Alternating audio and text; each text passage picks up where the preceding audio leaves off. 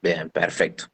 Bueno, ¿se escucha bien ahí mi Sí, audio? perfecto. Sí, sí. Bueno, ante todo agradecer a todos los presentes, darle la bienvenida en nombre de la Escuela de Posgrado de la Facultad de Ontología de la Universidad Nacional de Córdoba. Vamos a dar comienzo a esta actividad a cargo de la doctora Diana María Alonso en este ciclo de conferencias gratuitas que tiene la Escuela de Posgrado. También los invitamos a todos a que nos sigan en la página de Instagram, que pronto van a estar las novedades de los cursos del año que viene, del 2024, y también de toda la actividad de posgrado que se van a realizar a lo largo de este segundo semestre del 2023. Vamos a presentar a la doctora Diana Marina Alonso. La doctora Alonso tiene su carrera, está haciendo la carrera de doctorado de ontología de la Facultad de Ontología de la Universidad Nacional de Córdoba.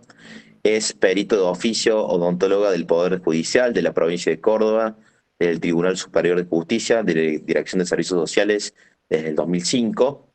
Bueno, es odontóloga y es profesora asistente de la Cátedra de Práctica Profesional Supervisada por concurso desde 1988 de la Facultad de Ontología de la Universidad Nacional de Córdoba.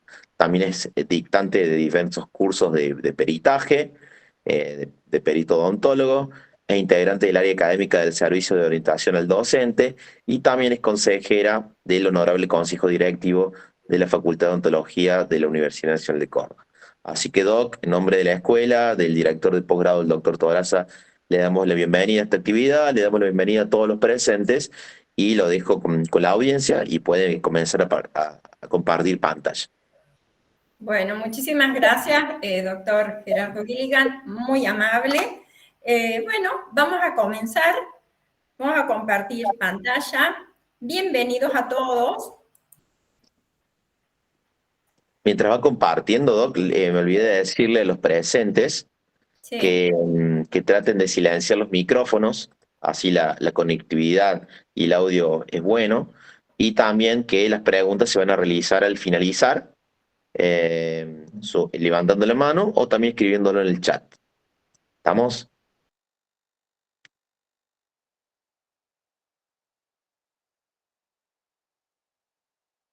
No hace falta que coloquen la asistencia porque ya el formulario en el que se inscribieron con eso ya está la asistencia. No sé, Doc, está muteada, me parece.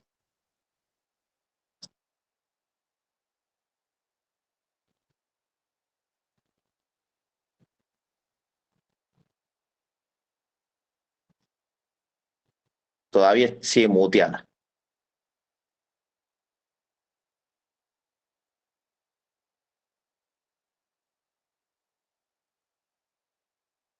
Ahí está compartiendo, pero sigue muteada, Doc. Ahí está. Ahí está, perfecto. ¿Ahora me escuchan? Perfecto. ¿Ahí se ve bien? Sí, Doc, perfecto. Bueno,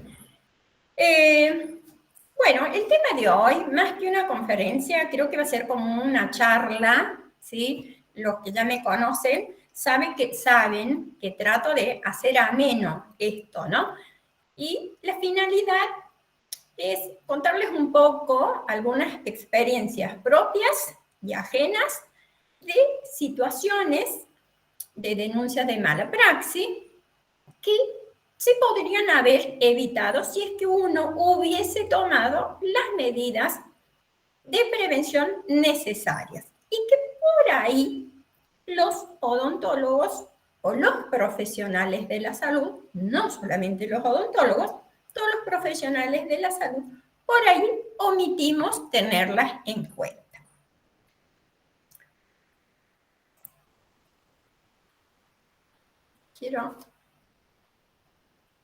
No sé por qué no puedo pasar.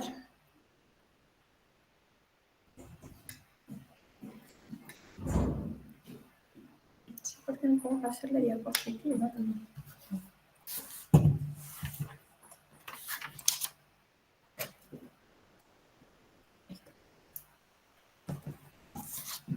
Bueno, hay distintas leyes, ¿sí?, que son las que le dan el marco legal al ejercicio profesional.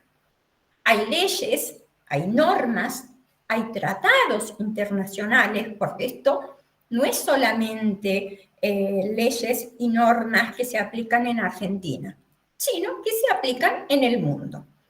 Quizás con distintos plazos, quizás variando algunas circunstancias, pero van más o menos todas por el mismo sendero. Nosotros, los odontólogos, los profesionales de la salud, tenemos derechos. Esos derechos los conocemos, pero tenemos que saber que hay también derechos que tienen los pacientes. Hay una ley que es la 26.529, que es la ley del paciente en su relación con los profesionales de la salud y con las instituciones de salud. ¿Qué es lo que contempla esta ley? Valores que intentan proteger. Cuando hablamos de valores, estamos hablando de derechos. ¿Qué derechos tiene, en este caso, el paciente? Bueno, tiene derecho a la dignidad. ¿Qué es la dignidad? Es algo que nos iguala a todos los seres humanos. Es decir, que ante la ley, todos tenemos los mismos derechos. Esto es ante la ley. Por ahí a lo mejor ustedes me pueden decir, bueno, en la práctica por ahí no siempre se cumple, es verdad, pero ante la ley todos tenemos los mismos derechos. También habla de otro derecho que es la libertad, ¿sí?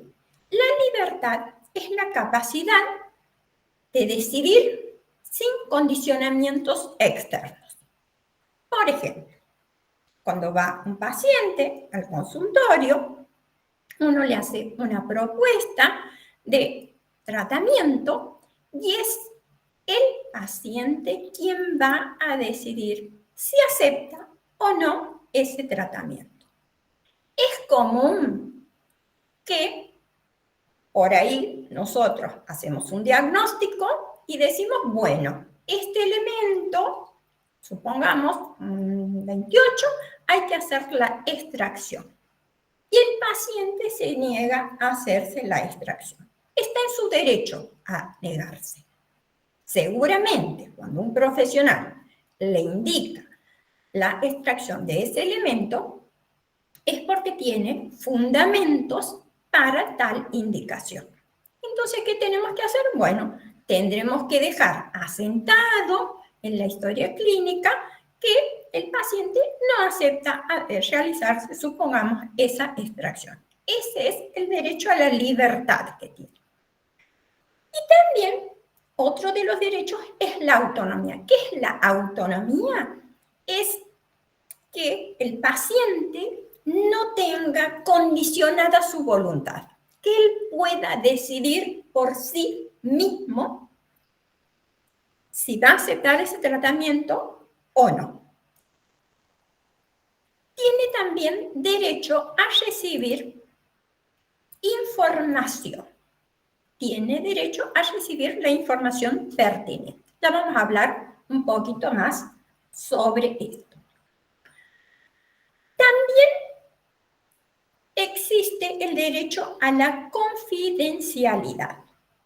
¿Qué es el derecho a la confidencialidad? Es el derecho que tiene el paciente a que la situación en la cual transcurre la consulta, la prestación de servicio que realiza el profesional, quede entre el paciente y el profesional. Yo les voy a contar un hecho real que ha pasado con este tema de confidencialidad. En Buenos Aires, un profesional muy reconocido, le hace una rehabilitación a una señora también muy conocida, y después esos comentarios que solemos hacer los profesionales, porque es verdad, por ahí uno comenta con sus amigos sobre la rehabilitación que le había realizado a esta señora muy conocida. Llega a oídos de la señora y un abogado amigo le dice, bueno, aquí podemos hacer un reclamo porque el profesional, ¿sí?, tiene la obligación de guardar la confidencialidad. Tal es así que le termina reclamando y el abogado de este odontólogo, de este profesional, le termina aconsejando de que lleguen a un acuerdo y de que lo termine solucionando con, ella demandaba cierto monto de dinero, bueno, llegan a un acuerdo y termina pagando, no lo que solicitaba la paciente, pero bueno, ha tenido que desembolsar dinero. Esto, por supuesto, ha pasado porque era una persona muy conocida y ella veía afectada, ¿sí?, su intimidad. Otro de los derechos es el derecho a rechazar tratamientos médicos u odontológicos.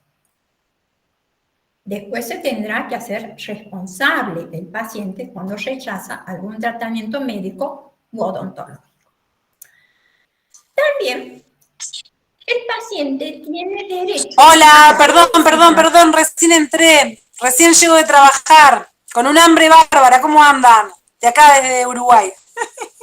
Ah, perfecto, gracias. De eso, capaz que no sé si hablaron algo muy importante estos minutos. Gracias. No, estamos empezando, doctor. Dale, gracias. Bien. Entonces, el paciente también tiene derecho a solicitar la opinión de otro profesional. Esto, a nosotros, cuando nos sucede, nos hace mucho ruido. No nos gusta. ¿A quién le gusta que va un paciente a tu consultorio, le hace la consulta, le explica, hace un diagnóstico, le explica cuál es el plan de tratamiento y hay veces que el mismo paciente dice, ay, bueno, doc, ¿me lo puede dar por escrito? Porque yo quiero consultar con otro profesional. Es un derecho que tiene. Ahora, ustedes me van a decir, bueno, pero yo, ¿se lo tengo que dar por escrito? ¿Cuál va a ser el plan de tratamiento escueto, breve, obviamente, que le voy a hacer? Yo se lo puedo dar. Ahora ustedes me pueden preguntar a mí, ¿y si a mí, además del tratamiento, me pide el presupuesto? ¿Qué hago? ¿Le doy el presupuesto? ¿Yo se lo puedo dar o no? El tratamiento que le propongo, sí, yo lo puedo dar por escrito. Es más, se lo tengo que dar porque tiene derecho a consultar con otro profesional. Esto del presupuesto que manejamos los odontólogos, por ahí nosotros sabemos que los pacientes lo hacen con qué finalidad. De buscar precio, ¿sí? Como cuando salimos a comprar un televisor. Vamos a ver dónde está más barato, estamos buscando precio. Eso hacen los pacientes y sí, nos guste o no, eso hacen los pacientes. Lo del presupuesto también es un tema complicado, si se lo doy, si no se lo doy, porque también usamos distintos tipos de materiales. Por ahí un doctor quizás su presupuesto es mucho más alto, mucho más oneroso, pero bueno, usa otro tipo de materiales. A lo mejor hay otro profesional que usa materiales, unas segundas marcas. Entonces, en odontología no es tan fácil de poder equilibrar y decir, bueno, es el mismo tratamiento y son distintos presupuestos. Por ahí, hay veces que no es el mismo tratamiento, ¿no? Bueno, ya que ustedes ven cómo hay una declaración de Lisboa sobre los derechos del paciente, porque esto existe en el mundo. Esto que tiene que ver con los derechos del paciente. También, dentro de los derechos del paciente existe la relación con el médico, con el odontólogo y con las instituciones de salud.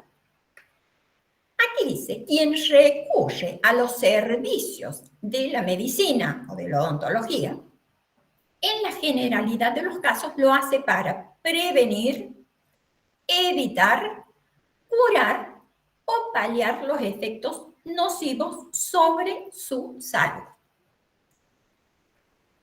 Aquí nosotros estamos viendo que quien va a comprar un televisor es un acto voluntario, ¿sí? Quien va a un médico, quien va a un odontólogo, lo está haciendo ya desde un lugar de vulnerabilidad. ¿Por qué? Porque no es porque tiene ganas de ir que va. Es porque quiere prevenir algo, porque está resentida su salud y sabe que es la manera de curar o de sentirse un poco mejor. Y las leyes ya contemplan esta situación, ¿sí? Y también se considera que es una relación de consumo. Es decir, que el paciente, es un consumidor, pero es un consumidor que está en desventaja. Demos un ejemplo. Si alguno de ustedes la veo a la doctora abogado va a comprar un televisor, resulta que llega a su casa con su televisor y ese televisor no funciona, bueno, se ve afectada porque ese televisor no funciona, perfecto, hará todos los reclamos y tardará, no sé, 10 días en volver a tener el televisor. Ahora, cuando un paciente va a un profesional de la salud, las leyes consideran que ese grado de desventaja o de vulnerabilidad es el doble, porque ya esa persona está particularmente vulnerable. Entonces, es cuando aparecen todos estos tratados de derechos humanos. Quizás esta palabra derechos humanos por ahí está vapuleada, pero es lo que rige la convivencia de los seres humanos en el mundo, no solamente en Argentina. El paciente es un individuo en relación, ¿sí? Pero el profesional también lo es. Y ambos dependen recíprocamente de esas relaciones. ¿Por qué decimos que ambos dependen de esas relaciones? El paciente va buscando, ¿sí?, o prevenir, o curar, ¿sí?, o sanar, o mejorar su calidad, en este caso, bucal. Y el odontólogo va a tratar de prestar ese servicio de la mejor manera posible. ¿Por qué decimos que ambos dependen de esa relación? Porque cuando una de las partes, que generalmente ¿quién es? Es el paciente, queda disconforme con alguna prestación de servicio, se genera, si se quiere, una relación de choque con el profesional. ¿Qué es lo que tiene que aprender el profesional? Que muchas veces va a tener que bajar la cabeza y decir, bueno, está bien, voy a ver cómo contengo a este paciente. Por supuesto que hay pacientes que son conflictivos, que nos dan más trabajo, pero tenemos que tratar de solucionar el problema en el consultorio. Yo les cuento que cuando yo estaba dictando, esto siempre lo cuento, y es verdad, curso presencial en Buenos Aires, una doctora de Santa Fe, la doctora Eliu, que seguramente está. Cuando estábamos dictando el curso, en una oportunidad me dice, ay, Diana, mira, le echo una corona a una paciente, hermosa la corona, termino la corona y me pide que le devuelva el dinero. no se lo quiero devolver, porque yo ya he gastado en los materiales, en las impresiones, en el mecánico, ¿por qué le voy a devolver? Y me está insistiendo que le devuelva porque ya no le gusta, que no le gusta, que no le gusta. Bueno, entonces le digo, devolverle el dinero. Y por supuesto que le ha terminado devolviendo. Y también cuento que esta situación yo la he vivido en lo personal cuando era jovencita. Yo estaba casada con un abogado. Pasa una situación como esta, le hago una prótesis a una paciente, queda desconforme y empieza, yo sentía que me hostigaba, me decía, no, yo quiero que me devuelva el dinero, doctora, que me devuelva el dinero. Le cuento a quien era mi esposo en ese momento, y me dice, devolverle el dinero. Por supuesto que me negaba rotundamente a devolverle el dinero. No, ¿cómo le voy a devolver? Ya el dinero me lo he gastado, no lo tengo. Devolverle el dinero. Bueno, y esa ha sido una de las primeras veces en las que yo digo, bueno, sí, le voy a devolver porque ya yo la veía a la paciente y era un sufrimiento para mí. No saben lo que era, lo mal yo la pasaba. Antes, también, el médico, el profesional de salud, digo el médico porque sé que hay médicos también que se han incorporado a esta charlita. Y antes el médico, el odontólogo, el profesional de salud, era quien tenía la última palabra. Uno iba al profesional y le decía, bueno, este es el diagnóstico, este es el plan de tratamiento, vamos a hacer esto y esto y esto. Y el paciente aceptaba ese tratamiento. Actualmente, con esto de la globalización, con que hay muchísima información, que el paciente tiene acceso rápidamente a la información, que por ahí en algunas veces puede ser una información fidedigna y muchas veces no lo es, pero ellos tienen información. Los pacientes cuestionan mucho, los pacientes preguntan mucho. Esa relación ha cambiado y mucho.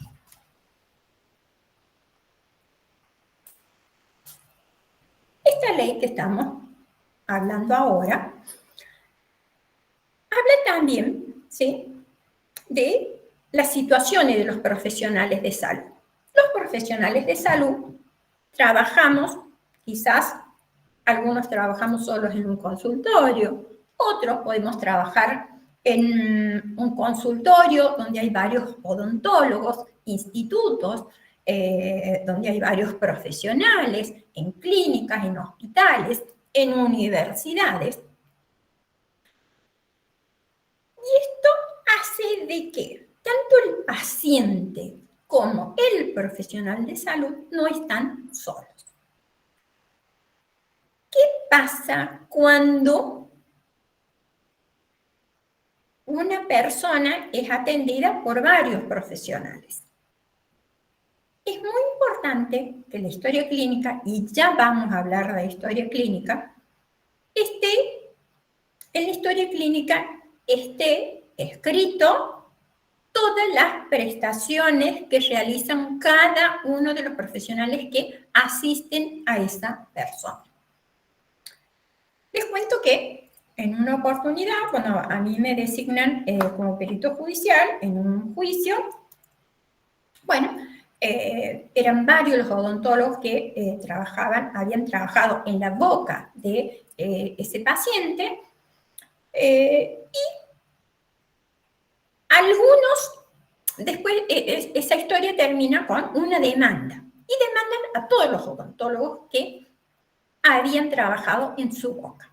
¿Y el juicio cómo termina? Ese juicio termina donde el juez, en su sentencia, bueno, declara que todos eran corresponsables, excepto una doctora, que era, miren ustedes, y esto me encantaba a mí, una doctora jovencita, que era la única que ponía la fecha, ponía qué le había realizado y firmaba. Miren qué importancia que tiene. ¿Por qué aclaro esto? Porque es común quien dice, bueno, ya está, es una ficha común donde la vamos llevando todos, y por ahí dejamos pasar algunas cosas. Es muy importante que vayamos escribiendo, ¿sí?, qué prestación, la fecha, qué prestación, y que firmemos o que aclaremos quién es el que ha realizado esa prestación. Habíamos dicho que cuando hablamos de valores, estamos hablando de los derechos, ¿sí? Y todo lo que tiene que ver con la relación del paciente y del médico. ¿Qué derecho tiene? Bueno, a informarse. La información le va a permitir al paciente elegir. En este caso, en odontología, generalmente nosotros tenemos como un tratamiento ideal, que va a ser el más costoso, y después hay distintas alternativas que van a depender del presupuesto que tenga esa persona. Puede elegir o este tratamiento ideal o alguna de las alternativas. ¿Qué función va a tener o con qué finalidad se hace esto? De proteger la salud, la autonomía, la libertad y, por supuesto, lo más importante, la vida. Bueno, esto ya hemos dicho, ¿sí?, de la asistencia. La asistencia es que el profesional de la salud no puede negarse, según esta ley, a prestarle asistencia a un paciente. Trato digno y respetuoso, por ahí es muy común también, en odontología se da que por ahí hay profesionales que tienen expresiones desagradables, que esta boca está podrida. Bueno, el paciente tiene derecho a un trato digno y respetuoso, a la intimidad, a la confidencialidad, a la autonomía de la voluntad y a la información sanitaria. Cuando hablamos de información y a la interconsulta médica, cuando nosotros hablamos de información sanitaria, ¿cómo lo podemos definir? Aquí está clarito. Es aquella que de manera clara, suficiente y adecuada brinda a la capacidad de comprensión brindada al paciente, pero de manera tal que lo pueda entender. Si es alguien que es discapacitado o es un niño, bueno, entonces tendremos que hacerlo con quien sea su representante o cualquier adulto mayor. ¿Qué es lo que se va a informar sobre el estado de salud? Es muy importante que el profesional de salud, cuando alguien llega a la consulta, el profesional de salud pueda brindarle toda la información. Esa información va a estar basada en los conocimientos que tenga el profesional, pero no solamente tiene que informarle lo que él le va a realizar. No, la información que le tiene que brindar es por lo menos decirle, bueno, el tratamiento ideal sería, no sé, supongamos, hacer implantes en estos elementos. Yo no hago implantes, pero bueno, quizá el tratamiento ideal sería eso. Y, por supuesto, ir sumando toda la otra información. De manera tal que esa persona, cuando salga del consultorio, tenga una idea acabada de cuál sería la manera de recuperar su salud bucal.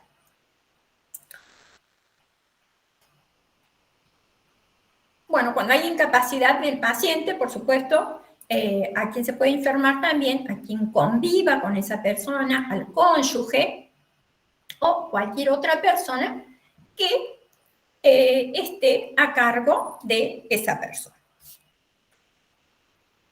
Aquí vamos a hablar del consentimiento informado y después vamos a hablar un poquito ya de historia clínica. ¿Qué es el consentimiento informado? Es la declaración de voluntad suficiente efectuada por el paciente o por representantes legales en su caso caso emitida luego de recibir por parte del profesional interviniente información clara, precisa y adecuada. ¿Con respecto a qué? Al estado de salud, a qué procedimiento es el propuesto, pero también le tiene que decir cuáles son los objetivos perseguidos, qué beneficios va a tener, si es que existe algún riesgo, qué riesgo puede tener.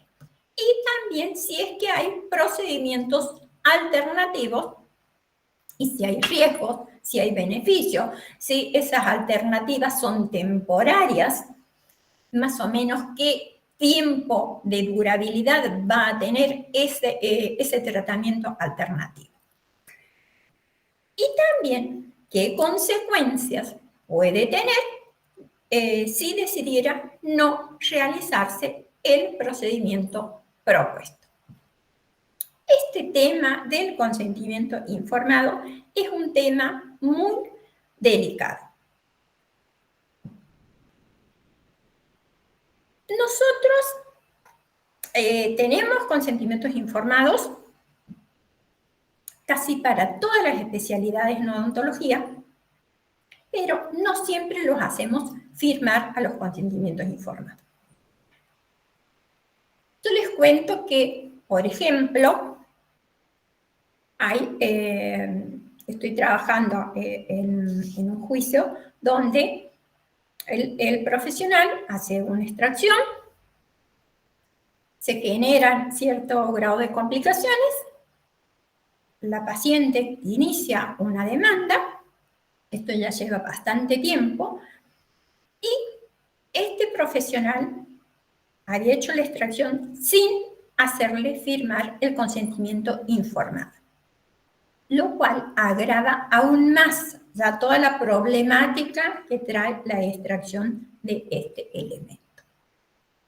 Es muy importante tener los consentimientos informados.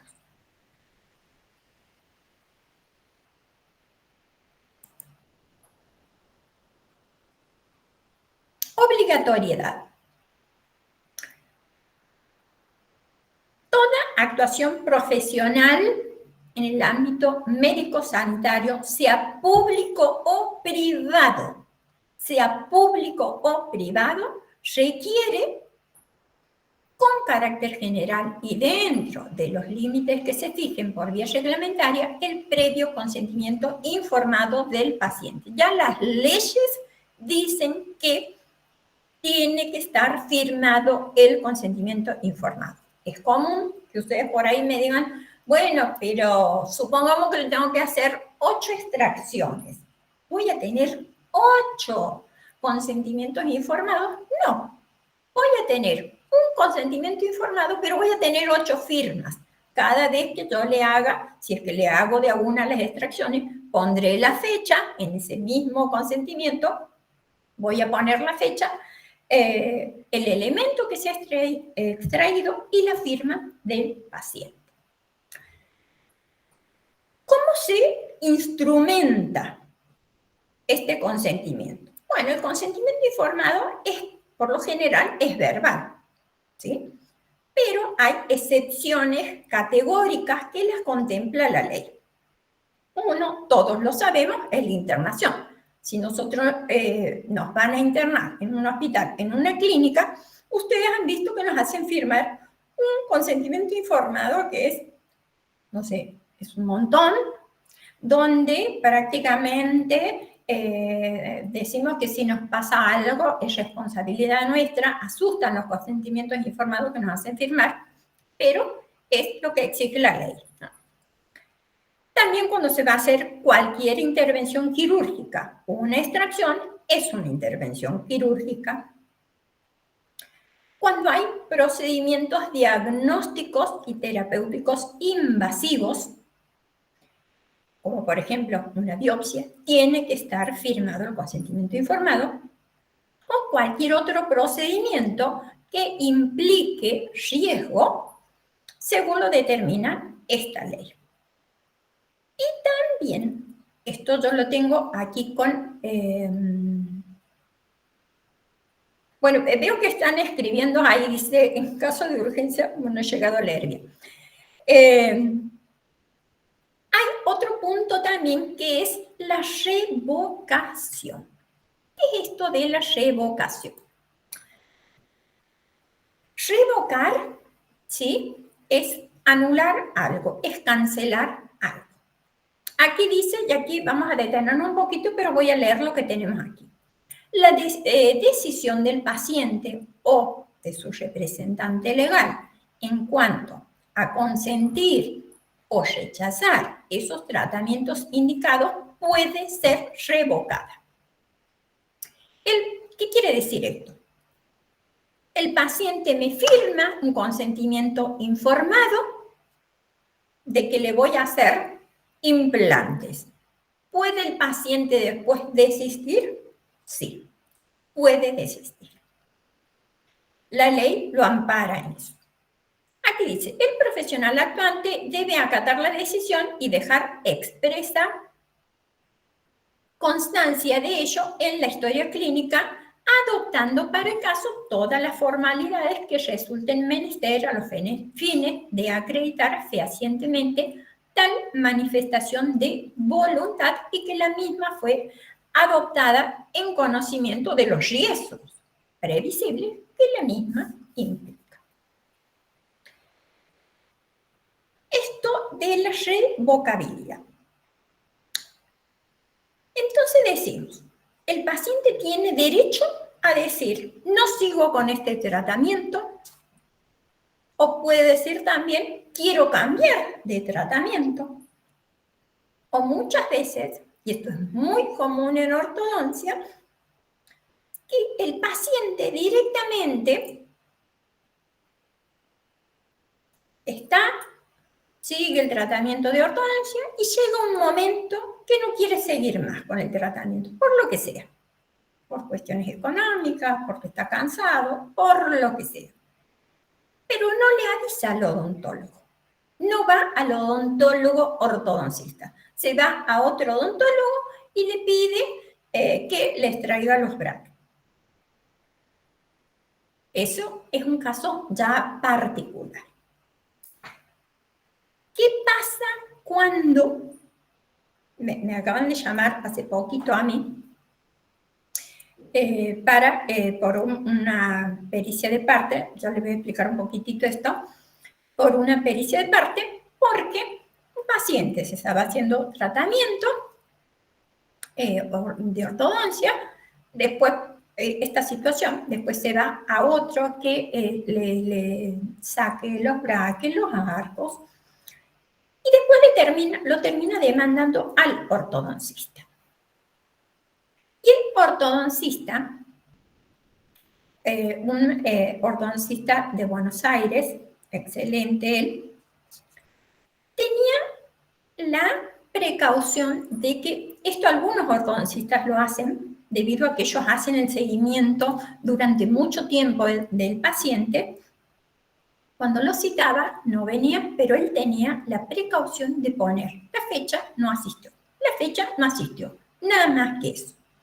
Por supuesto que lo ha demandado, pero este odontólogo ortodoncista ha salido airoso de esto. ¿Por qué? Porque él podía demostrar qué fecha tenía la cita y cómo este paciente no cumplía con las citas del profesional. También les cuento que en una oportunidad un profesional me llama, un implantólogo, me llama y me dice, bueno, mira, te voy a contar lo que me ha pasado. Le hago un plan de tratamiento al paciente. Le digo, mira, lo ideal sería que hagamos implantes. Le paso un presupuesto. Me dice, no lo puedo afrontar. Hagamos otro tratamiento. Le doy alternativa. Bueno, terminamos con que le íbamos a hacer, en vez de implante, íbamos a hacer puente. Empieza a tallar los elementos. Estaba con provisorios el paciente y aparece el paciente y le dice que él había ganado al azar un monto grande de dinero y que quería que le haga los implantes. Bueno, el odontólogo, por una parte, se alegra y dice, bueno, qué lindo que se va a hacer los implantes, pero ya la situación había cambiado.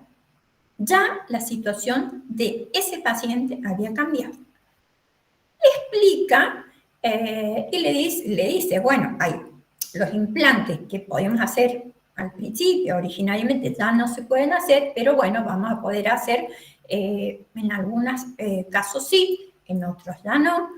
Y le explica. Termina la rehabilitación y el paciente queda desconforme.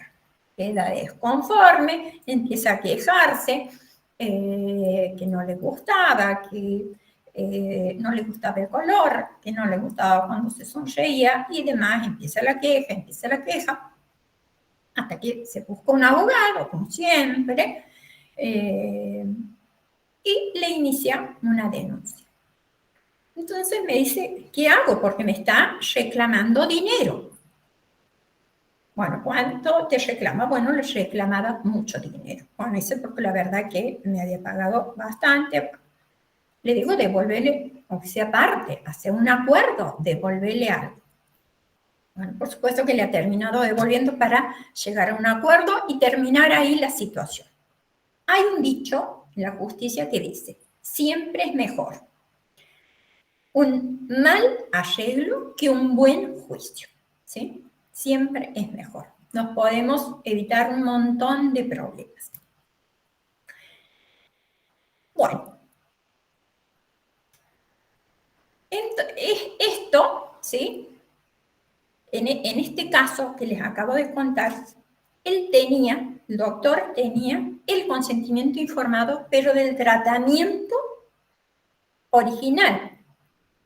Yo le he dicho, ¿no les he hecho firmar que ese tratamiento había cambiado y que tenía ciertos riesgos? No.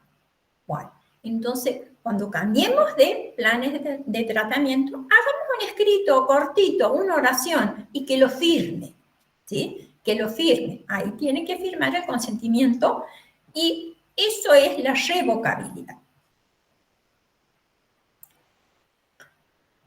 Bueno, aquí vamos a entrar un poquito. Esto era con respecto a consentimiento informado. Esto de consentimiento informado es delicado y lo tenemos que hacer. Y también les quiero comentar lo siguiente.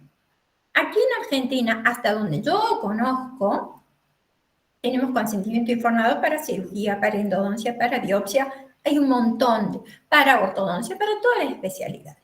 Sin embargo, no tenemos consentimiento informado para anestesia. Algo que sí lo tienen en Chile. En Chile, cada vez que van a poner anestesia, hacen firmar al paciente un consentimiento informado que es para anestesia. Es cortito, es escueto, pero tienen ahí, porque todos nosotros sabemos que lleva o conlleva un riesgo. Siempre la anestesia conlleva un riesgo. Bien, vayamos al tema de la historia clínica. Este es un tema para mí muy quisquilloso y es un problema con los odontólogos en el mundo. No todos tenemos conciencia del valor que tiene la historia clínica en odontología. Yo siempre cuento, cuando yo era jovencita, allá en el 1800, en la época de la colonia, yo me acuerdo que era tan irresponsable que venía un paciente y quería, no sé, que le haga operatorias, no sé, en el 12 y el 13, y yo pintaba las caries del 12 y el 13 en mi odontograma. Sumamente irresponsable mi actitud. No tenía conciencia de esto. Y esto es muy valioso el poder confeccionar la historia clínica completa y el odontograma bien realizado. Aquí dice, la historia clínica es un documento obligatorio. Las leyes nos obligan a confeccionar la historia clínica.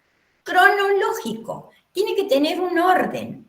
foliado y completo en el que conste toda actuación realizada al paciente por profesionales y también auxiliares de la salud.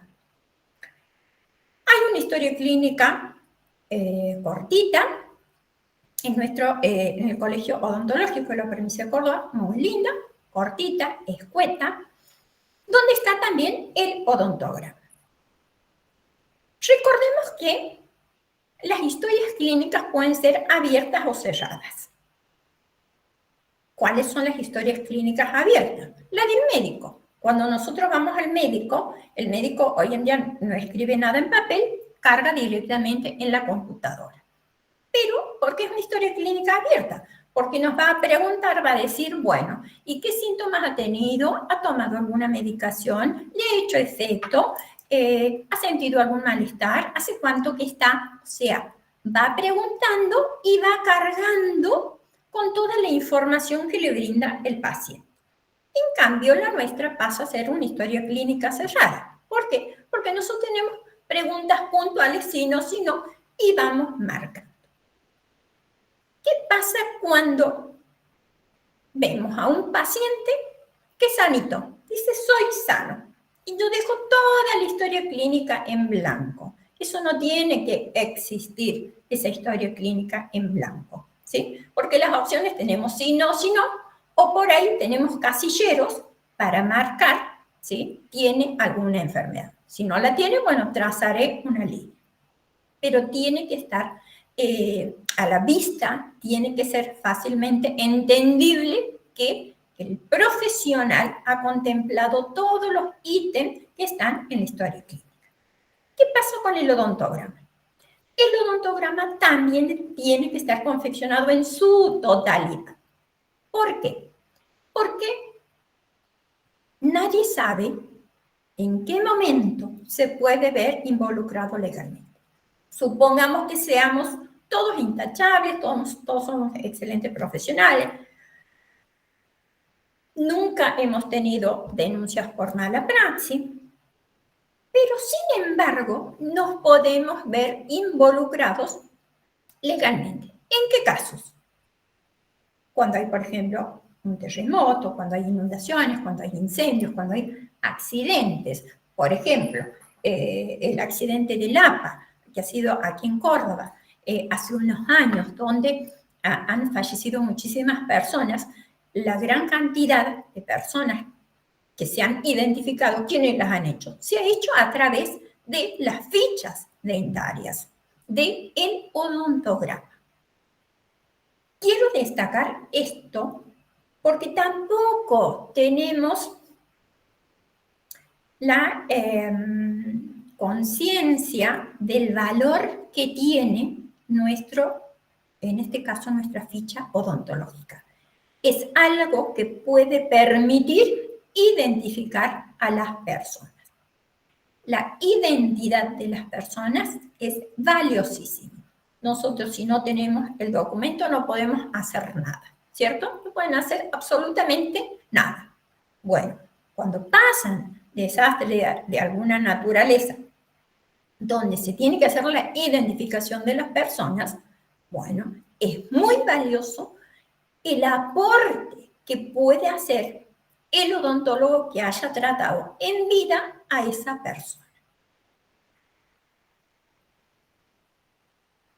También en la historia clínica hay un temita, ¿sí?, que tiene que ver, entre todos los ítems, hay uno, ¿sí?, que es abierto, un ítem abierto, donde dice motivo de la consulta. Motivo de la consulta es también un dato muy importante. No podemos poner ahí lo que interpretamos que quiere decir el paciente, sino copiar literalmente lo que el paciente dice.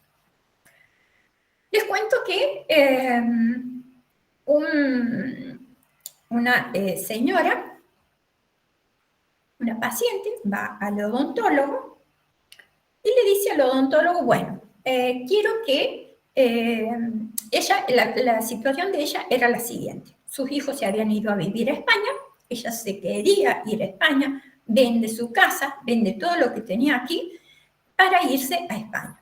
pero dice, bueno, en España es muy cara la odontología, me voy a hacer la rehabilitación que quiero aquí. Se va al odontólogo y le dice, bueno, quiero que me haga los dientes de colmillo a colmillo. Entonces, el odontólogo escribe en el motivo de la consulta, lo escribe a eso. Creo que pone de canino a canino, no de colmillo a colmillo. El doctor, cuando ve, le dice, bueno, mira, pero sería bueno hacer una rehabilitación un poco más importante. Y la paciente dice, sí, pero tengo una boca muy chiquita, lo único que se me ve son los dientes de adelante y nada más. La cosa que el odontólogo la termina convenciendo de hacerse una rehabilitación. Le hace la rehabilitación y la paciente queda desconforme, se quejaba de que su apertura bucal era más chica, que había quedado con una disminución, que ya no mordía así, que no estaba cómoda. Y entonces,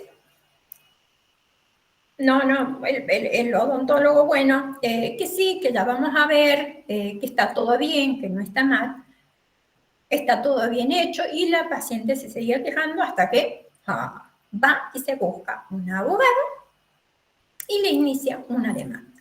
Ese odontólogo, bueno, después ha llegado a un acuerdo ahí prontamente antes de que avance el juicio y ha tenido que pagarle una suma importante a esa paciente. Y uno también de los factores que hacía foco el abogado era precisamente el motivo de la consulta. Perdón, no sé si están viendo. Puedo sacar esto de aquí. Ahí está. Entonces, ese es un dato a tener en cuenta. Y el odontograma es valiosísimo también para identificar a las personas. Pero el odontograma tiene que ser hecho a conciencia. El odontograma no va a ser determinante en la identificación, por ejemplo, de las personas, pero sí ayuda y es un gran complemento, por ejemplo, con una radiografía, con una ortopantomografía. Puede ser un complemento muy valioso que permita la identificación de una persona. También existe la historia clínica informatizada. Ojo con esto. Una cosa es historia clínica informatizada, es decir, que la historia clínica, no sé qué le pasa a esto, que la historia clínica esté cargada, ay, perdón, pero quiero sacar esto, que también lo hay. Una cosa es que la historia clínica informatizada esté en un software donde la información está encriptada, y otra muy distinta es algo que pasa. Yo he tenido oportunidad de trabajar como perito en algunos casos donde se demanda a un ortodoncista y cuando se le pide la historia clínica y el detalle de todo el tratamiento que ha realizado, los ortodoncistas presentan un detalle en Excel. Dicen, sí, lo tengo cargado en la computadora, pero lo tienen en Excel. Eso no tiene valor legal. No tiene valor legal. Hay un ortodoncista que pierde el juicio y tiene que salir a afrontar una suma de dinero tratando de arreglar con el seguro, porque él tenía todo cargado en Excel. Y el hecho de tener cargado en Excel hace de que eso no tenga valor porque no es una información encriptada. A lo mejor, quizás, todo lo que tenía escrito ese ortodoncista era el tratamiento que le había realizado a esa paciente. Pero no tenía valor legal. ¿Por qué? Porque no estaba en un software. Ustedes van a decir, bueno, pero los softwares son muy caros. Sí, es verdad. Y bueno, tendremos que hacerlo en papel. Bien, la titularidad. ¿Quién es el dueño de la historia clínica? El paciente. ¿Qué quiere decir? Que si a nosotros el paciente viene y nos pide la historia clínica, tenemos la obligación de darle la historia clínica. Cuando un paciente va a pedir la historia clínica, el profesional, sea médico, sea odontólogo, es reticente a dársela. Pero sepan ustedes que si ustedes no le dan la historia clínica, mejor dicho, una copia de la historia clínica, tienen 48 horas para dársela, no necesariamente le van a dar ese día. Sí le pueden decir, venga el viernes que le voy a tener una copia. ¿Qué pasa si ustedes no le dan la historia clínica? Bueno, si ese paciente lleva todo este tema a la justicia, se va a presentar un día, mejor dicho, el abogado va a hacer un habeas data, que es un habeas data, es el solicitarle a la justicia que se pida información a tal profesional sobre la historia clínica, en este caso, porque quien es el dueño de toda esa información personal es el paciente. ¿Qué va a pasar si ustedes no le dan la historia clínica? El abogado presentará una demanda y el día de mañana les van a tocar el timbre. Pasa, no crean que no pasa, ha pasado con Maradona, cuando a la psiquiatra se acuerda que le pedían información, no lo brindaba, nada más que lo hemos visto en la televisión. Nosotros, como no se trata de nadie mediático, no va a pasar eso, pero en ese caso había muchos medios filmando cómo llegaba el oficial de justicia con un mandamiento, es decir, una orden del secuestro de la historia clínica. ¿Sí? Y encima es todo un circo, porque ahí con lo de Maradona era más grande el circo. Pero en un consultorio privado llega el oficial de justicia, va a ir siempre acompañado de la fuerza pública, es decir, de un policía. Bueno, esto de los asientos, tienen que estar la fecha de inicio de la confección, los datos identificatorios del paciente y del familiar, también del profesional interviniente y su especialidad. Los registros tienen que ser claros y precisos. Yo también he participado como perito de un juicio donde la historia clínica estaba escrita pero no se entendía. No se entendía. Eso también para la justicia, a todas luces, cuando no se entiende, cuando hay enmiendas, cuando hay omisiones, cuando hay borrones y no están aclarados, bueno, se sobreentiende de que eso está mal confeccionado, ¿sí? Bueno, para ir ya terminando, voy a comentarles algunas situaciones, ¿sí? De las que yo he participado como perito.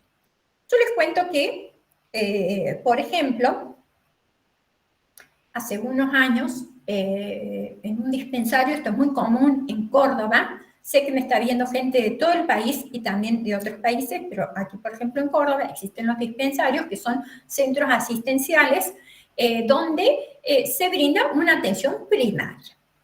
Y hay consultorios odontológicos. Y se hacen extracciones, se hacen muchas prestaciones, se hacen extracciones sin radiografías.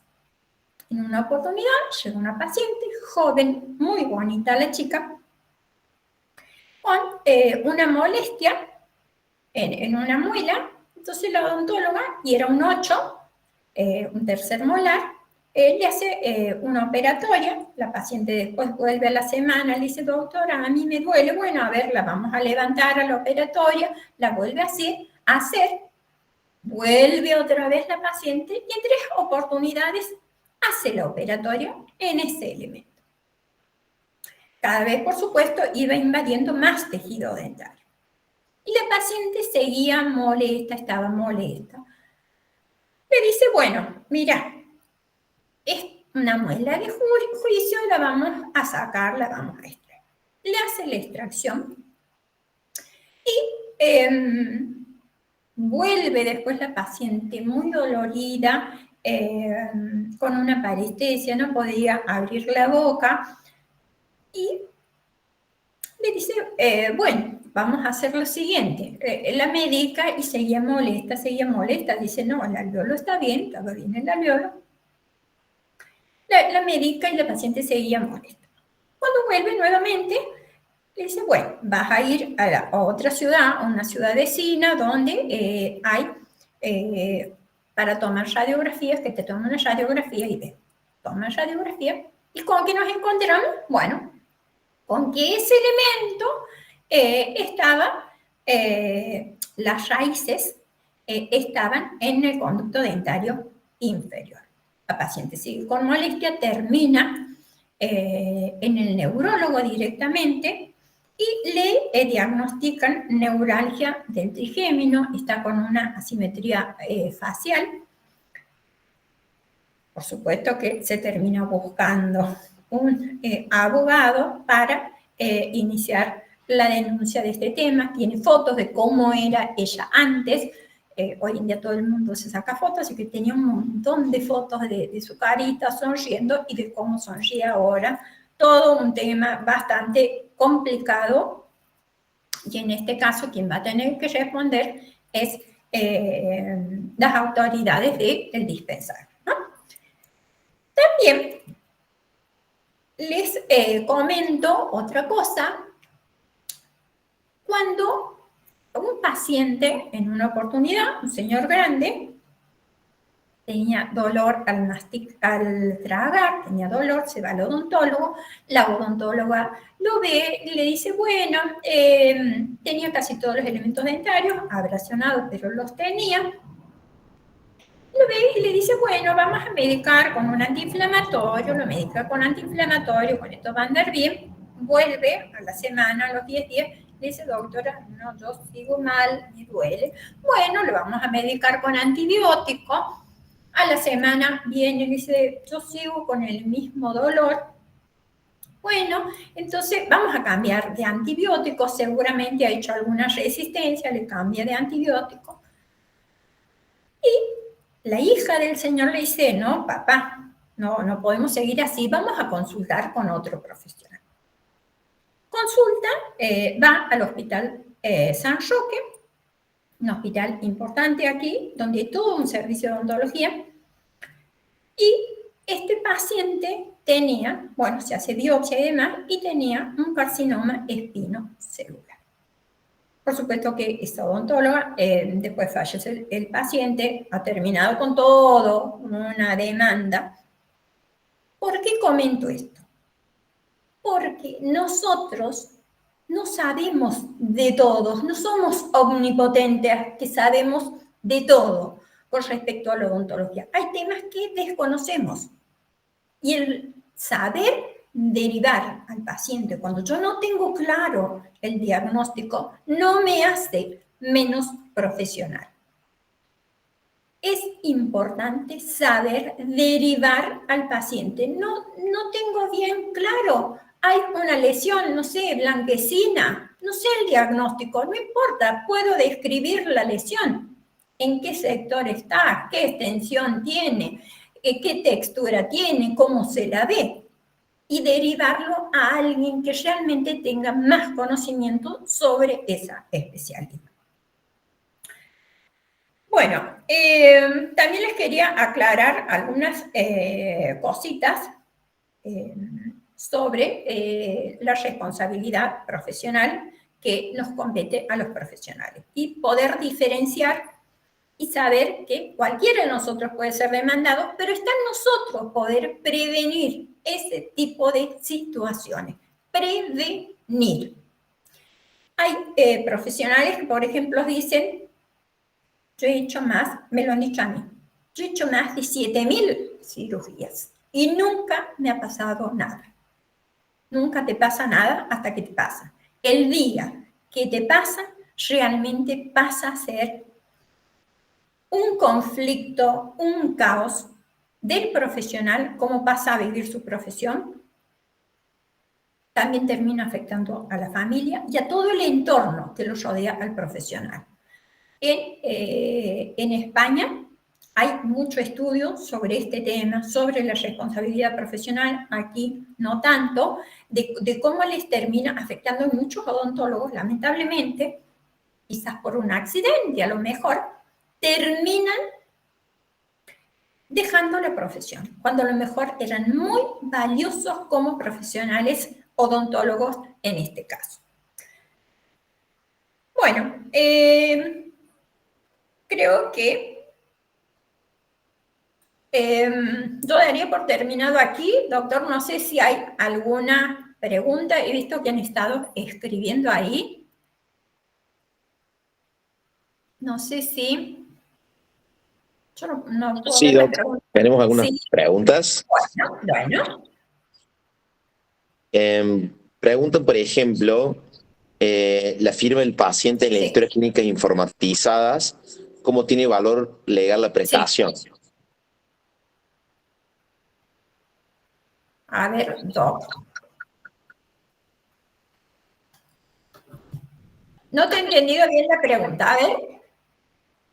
En la historia clínica informatizada, ¿Cómo tiene valor legal la prestación? en la historia clínica informatizada, hay veces que uno puede hacer la carga de la prestación. Y cuando es un software, vos tienes tiempo de dejar como en suspenso la prestación, porque supongamos que has puesto un provisorio y dice la dejo en suspenso, la voy a terminar la semana que viene. Bueno, esas cosas también se puede hacer y después le das el enter y una vez que queda eso cargado, ya no se puede modificar.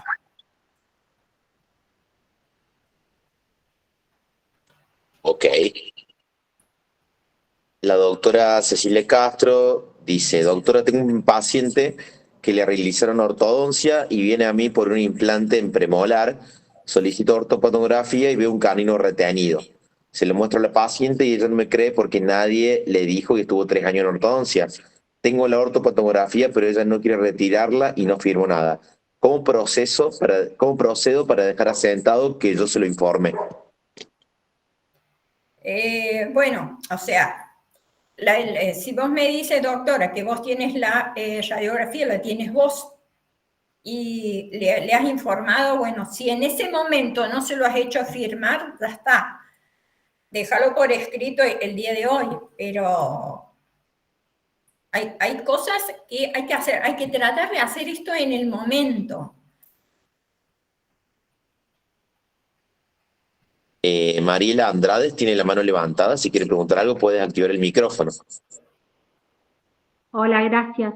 Sí, yo quería consultar, yo hago ortodoncia y siempre tuve entendido que tanto modelos como los estudios del paciente, como la historia clínica, la carpeta completa que uno le arma al paciente, uno debe guardarla durante 10 años. Yo quería saber cuál es el tiempo en que tienen los pacientes para hacer una denuncia, una demanda, tanto en ortodoncia como en las demás prestaciones odontológicas. Gracias. Bien, por empezar, es verdad. Nosotros toda la documentación la tenemos que guardar por 10 años aquí en Argentina.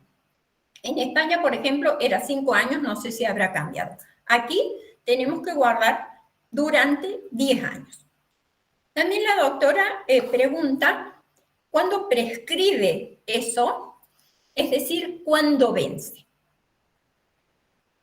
Esto lo tenemos que tener también bien claro.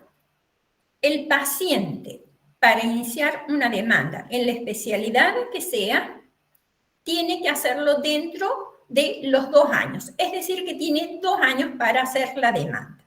Pero aclaro lo siguiente. Esos 2 años no corren desde la primera consulta.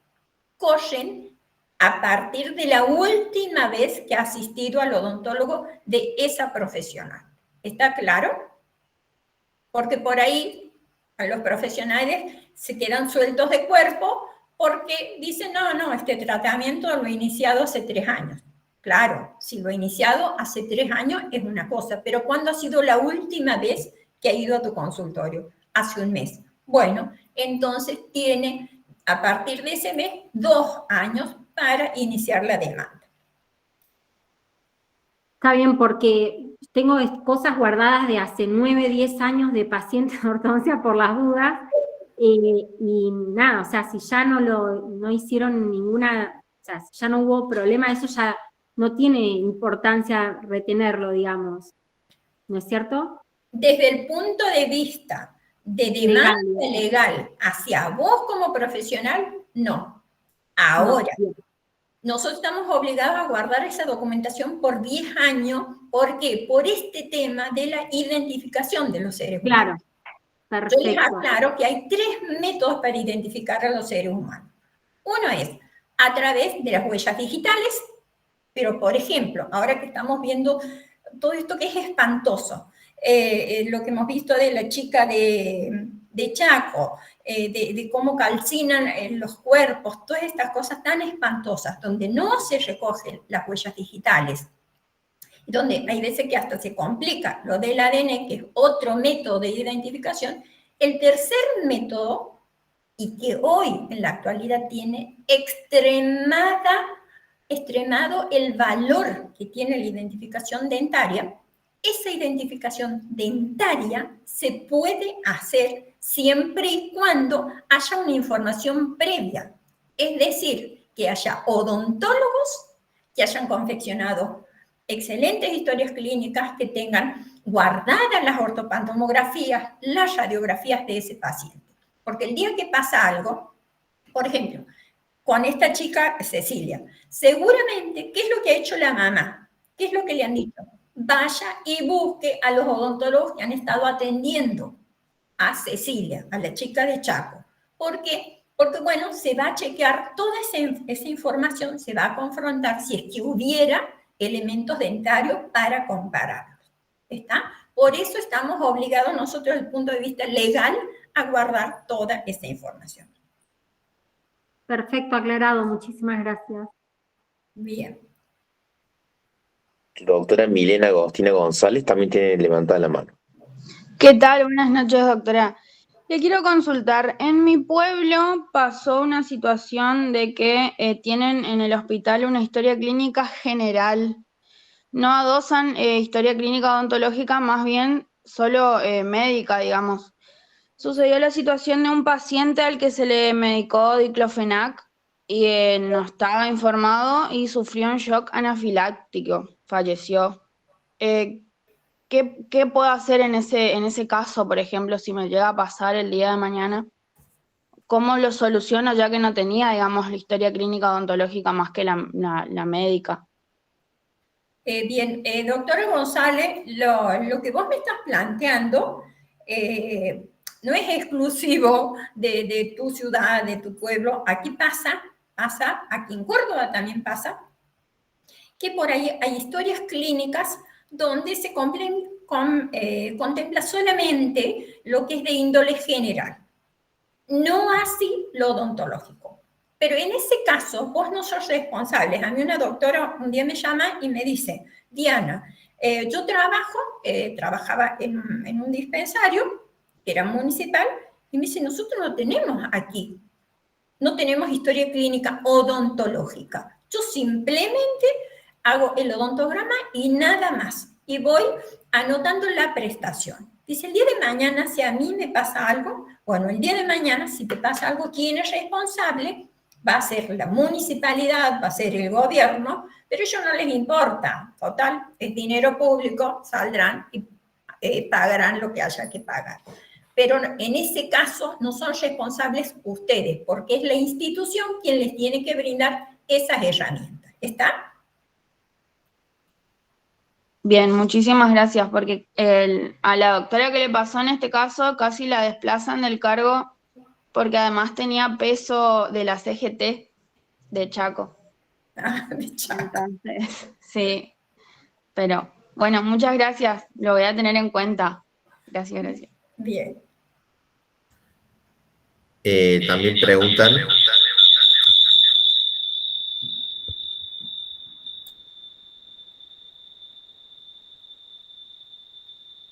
Perdón, ¿se me escucha ahí? Sí, sí, perfecto.